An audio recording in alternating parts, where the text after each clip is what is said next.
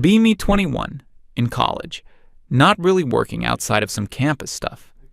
Living with my girlfriend of about 2 years in a small off-campus apartment. For the first year and a half, everything was pretty much perfect. We met in a literature class, hit it off talking about books, video games, movies. She was cool, funny, smart, didn't take herself too seriously. We'd spend weekends just hanging out, cooking bad food together, playing co-op games until 3 a.m. It was easy. It felt normal. Then, something started to shift a few months back.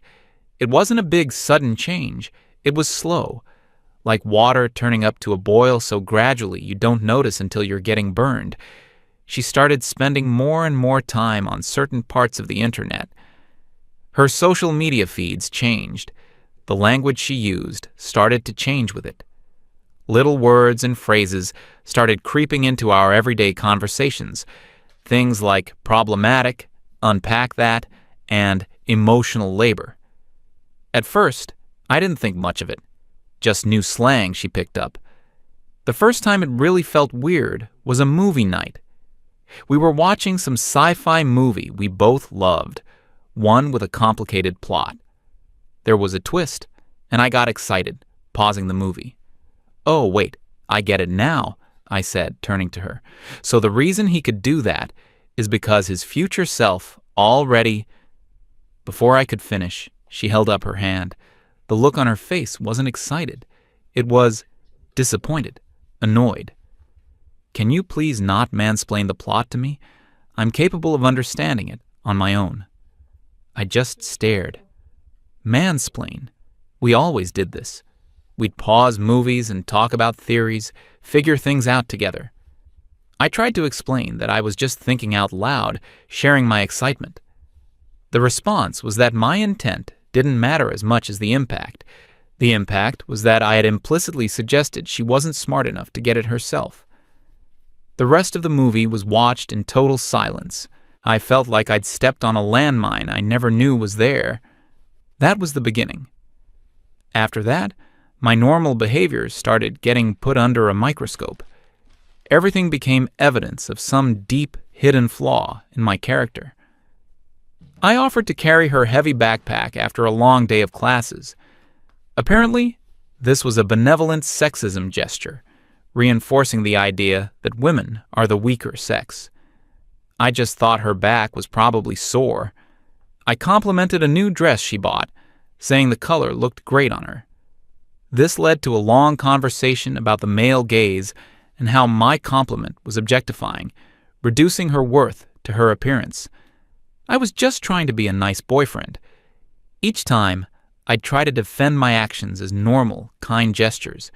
Each time, I was told that I just didn't get it because I was a man and couldn't see the oppressive systems I was participating in. It was exhausting.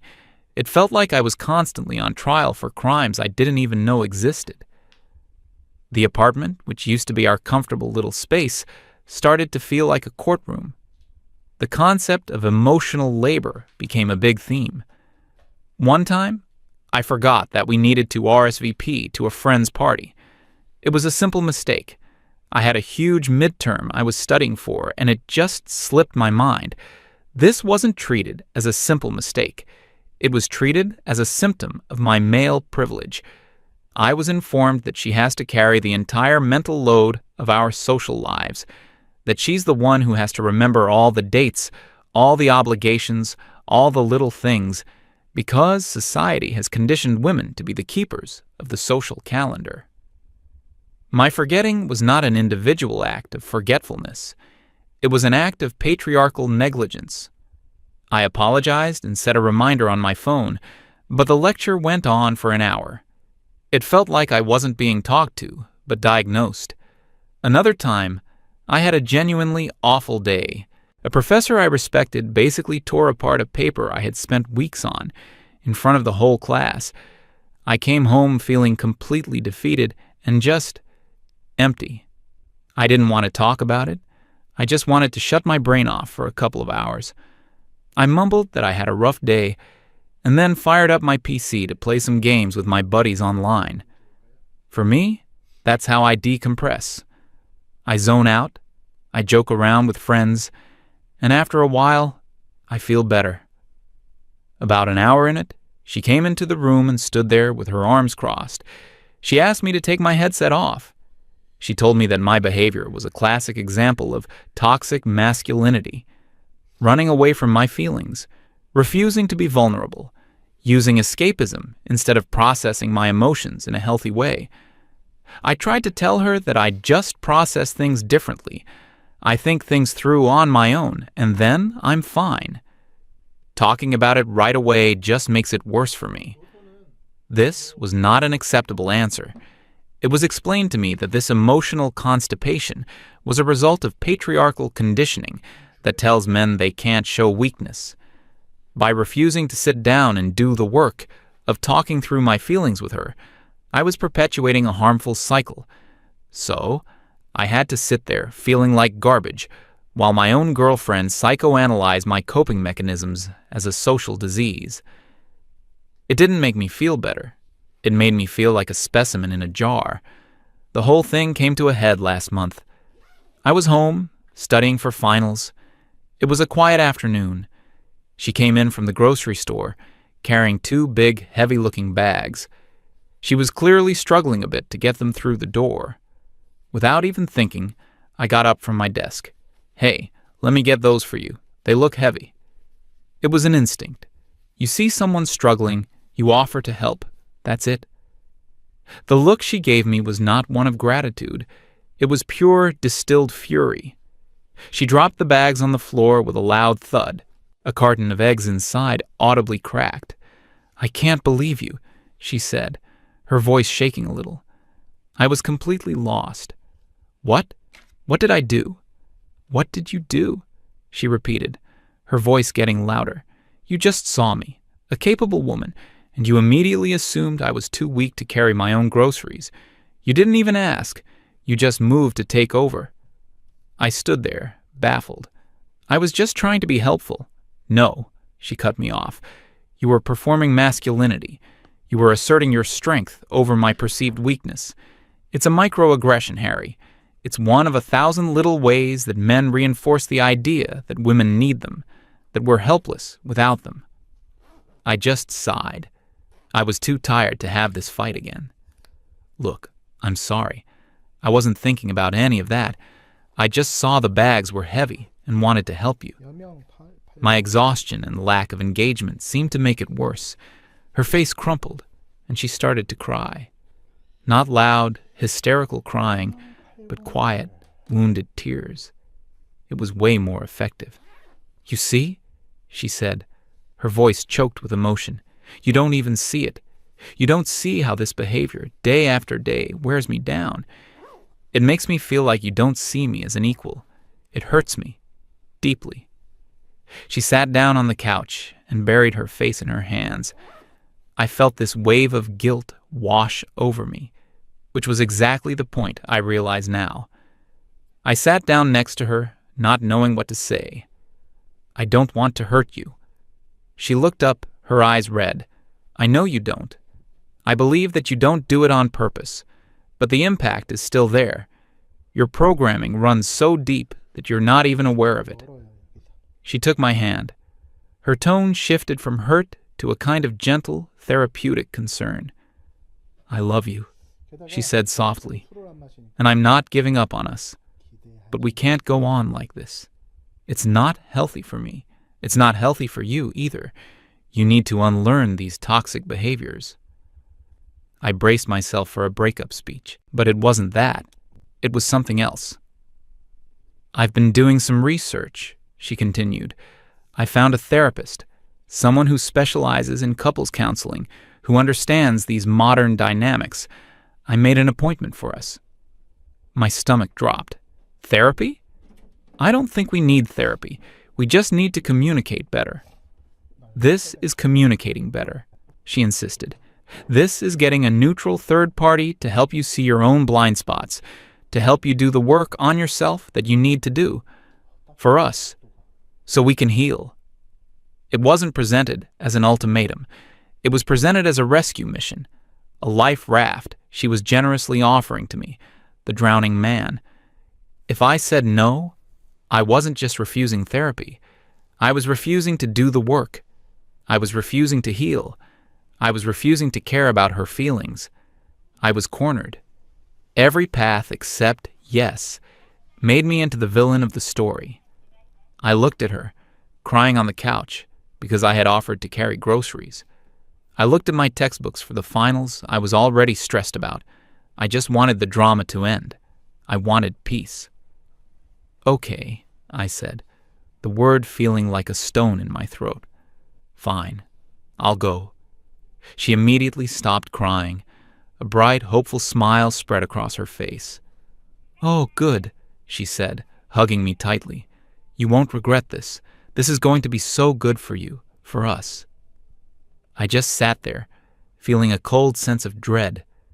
I didn't feel like we were going to be saved. I felt like I was being walked to my own execution. The therapy session was scheduled for a Tuesday afternoon, about a week later. The whole week leading up to it was tense. My girlfriend was acting incredibly sweet and supportive, but in a weird, clinical way. She kept saying things like, "I'm so proud of you for taking this step," and "This is the first day of your healing journey." It felt less like we were a couple, and more like she was my life coach, and I was her failing student. She had a whole folder prepared for the meeting, a literal folder with notes, tabbed sections, and highlighted articles from the internet. I felt like I was being audited. We got to the therapist's office. It wasn't what I expected. I was picturing some trendy, minimalist space with a young therapist who would nod along and use the same buzzwords she did. Instead, the building was old, and the office was classic. Big oak desk, leather chairs that sighed when you sat in them, shelves overflowing with actual physical books. The therapist himself, Dr. Evans, was a guy who looked to be in his late 60s. White hair, glasses, wearing a simple sweater. He had a calm, quiet demeanor. He shook our hands, offered us water, and just sat back in his chair, letting the silence hang for a moment. He finally broke it with a simple, "So, what brings you in today?" My girlfriend took that as her cue. She opened her folder and launched into her presentation. It was even more organized than I thought. She had a list. She started with the mansplaining incident during the movie, framing it as a pattern of me devaluing her intelligence. She moved on to the emotional labor issue, detailing how she had to manage our social calendar and my supposed refusal to participate in the mental load of the relationship. She brought up the night I came home from my bad day at college, describing my desire to play video games as a textbook case of toxic masculinity and an inability to be vulnerable. And of course, the grand finale was the grocery bag incident, the microaggression that proved my ingrained patriarchal mindset. Through it all, she was articulate and passionate. She used all the right terminology. She sounded completely convincing, like a prosecutor making a closing argument. She would occasionally look over at Dr. Evans, clearly expecting nods of agreement and validation. Dr. Evans, however, was a stone wall. He just listened. He didn't nod. He didn't frown. He just made a few notes in a small leather-bound notebook. I just sat there, feeling smaller and smaller with every accusation. It felt like my reality was being rewritten in front of me. When she finally finished, there was a long pause. Dr. Evans put his pen down and looked at me. His expression was completely neutral. "Harry?" he said, his voice even. "I've heard your girlfriend's perspective. I'd like to hear yours." I kind of stammered for a second. I wasn't prepared to speak. I felt like the verdict was already in. I don't know, I started. I guess I didn't see it that way. I explained my side of each incident, just like I had at home. I explained that with the movie. I was just excited and thinking out loud, not calling her dumb. I said I was trying to be more mindful of dates and plans, but sometimes I just get overwhelmed with schoolwork and forget things. It wasn't a malicious act. I told him that playing games after a bad day helps me clear my head, and that I didn't want to burden her with my problems right away. When I got to the grocery bags, I just shrugged. I was just trying to help, I said. That's all there was to it. It was meant to be a nice gesture. I felt kind of pathetic, like all my explanations were weak excuses against her mountain of evidence and theory. Dr. Evans listened to me with the same quiet intensity he had shown her. When I was done, he nodded slowly. Then he turned back to my girlfriend. The questions began. They were simple, direct questions. "Shannon," he started, "let's talk about the movie. When Harry shared his theory about the plot, did he say something like, 'You're probably too slow to get this, so let me explain'?" She blinked. "Well, no, not in those words." "Did he interrupt you while you were speaking? Did he dismiss your ideas?" "No, but the implication was there, the dynamic." "I'm not asking about the dynamic," Dr. Evans said gently but firmly. "I'm asking about what actually happened. Did he insult your intelligence, or did he share an idea with you?" She shifted uncomfortably in her seat. "He shared an idea." He moved on. "Regarding the emotional labor, you said you have to manage the social calendar. Have you ever tried not managing it?" She looked confused. "What do you mean?" "I mean, have you ever sat down with Harry and said, 'I feel overwhelmed with planning. For the next month, I need you to be in charge of our social events. I won't remind you.' Have you given him the opportunity to step up, or have you preemptively taken on the role and then resented him for it?" "I shouldn't have to ask," she said, her voice rising slightly. "He should just know. He should want to be an equal partner." "Is it possible," Dr. Evans continued, his tone unchanged, "that he thinks you enjoy planning things, and he's letting you do something you're good at? That his inaction isn't a sign of malice, but perhaps a miscommunication and a faulty assumption?"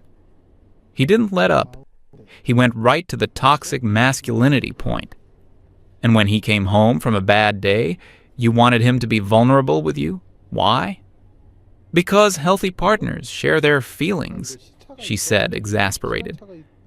"Is it for his benefit or for yours?" Dr. Evans asked. "Did you feel that talking about it would genuinely make him feel better? Or did you need him to perform vulnerability for you to feel secure in the relationship? Is it possible that what you call healthy processing is simply your preferred method, and his is just different?" She was starting to look flushed. This was not going according to plan. Then he got to the grocery bags. "Shannon, let's imagine a different scenario," he said. "Imagine you and Harry are walking down the street and you see an elderly man drop his groceries. What do?" "I'd help him pick them up, of course." "Why?" "Because it's the kind thing to do." "When you help that elderly man, are you making a statement about the systemic frailty of the elderly? Are you reinforcing ageist power structures?" "No, that's ridiculous. I'm just helping someone who needs it." Dr. Evans leaned forward slightly. "Then why is it impossible for you to believe that when Harry offered to help you, he was also just helping someone? Why must his action be viewed through a political lens, while yours is simple kindness?" My girlfriend was completely silent. Her folder lay forgotten in her lap. The confident prosecutor was gone. In her place was a confused, angry young woman who was being systematically dismantled. "You're taking his side?" she finally whispered, her voice trembling with rage. "You're just like him. You're an old white man. You're part of the system. You can't possibly understand." Dr. Evans leaned back in his chair and looked at her, not with anger, but with something that looked like professional sadness. "My job isn't to take a side," he said calmly. "My job is to listen to what's being said and reflect it back. And what I'm hearing is this. I hear a young man who, by his own admission, is sometimes forgetful and not always the best at communicating his feelings. But his actions, as he describes them, seem to stem from a place of care." He then turned his gaze fully on her. and I hear a young woman who has learned a very specific, very rigid language to interpret the world, a language that automatically translates benign actions into malicious aggressions. You've stopped seeing your boyfriend Shannon. You see a collection of concepts. You see the patriarchy, toxic masculinity, and male privilege. You've put an ideological filter between yourself and him, and the filter is so dense that you can no longer see the actual person standing on the other side. He let the words hang in the air. You brought him here to be fixed, but from where I'm sitting, he's not the one who is breaking your relationship. That was it, the final blow. She stared at him, her mouth open, completely speechless. Then she looked at me with a look of pure betrayal. Without another word, she stood up, grabbed her purse and her useless folder, and stormed out of the office, slamming the door behind her. I just sat there, stunned into silence. The noise of the slammed door echoed in the quiet room. Dr. Evans looked at me. "Well," he said with a small, wry smile, "I suspect that's the last we'll be seeing of her." He leaned forward, his expression becoming more serious. "Son, a relationship is a partnership, not a re-education camp. Don't ever let someone treat you like a political project that needs to be perfected. You deserve a partner who sees you, not a walking textbook of theories." I nodded, not really able to form words. I just felt clear, like a fog had lifted. I thanked him, paid for the session, and walked out. When I got back to the apartment, half her stuff was already gone. Her clothes were gone from the closet. Her books were gone from the shelves. On the kitchen table was a note. It said, "I can't be with someone who is so resistant to growth. You have so much work to do on yourself, and you refuse to even see it. I hope one day you understand the damage you've caused." I read the note, and I laughed. Not a sad laugh, a real, genuine, relieved laugh. The damage? The only damage was the constant gnawing anxiety of walking on eggshells every single day. And now it was gone. I crumpled up the note, tossed it in the trash, and walked over to my PC. I put on my headset, joined a voice chat with my friends, and loaded up a game. "Hey man, you're on late," one of them said. "Yeah," I replied, leaning back in my chair and cracking a smile. Just had some things to take care of. For the first time in months, the apartment was quiet, and it felt like home again.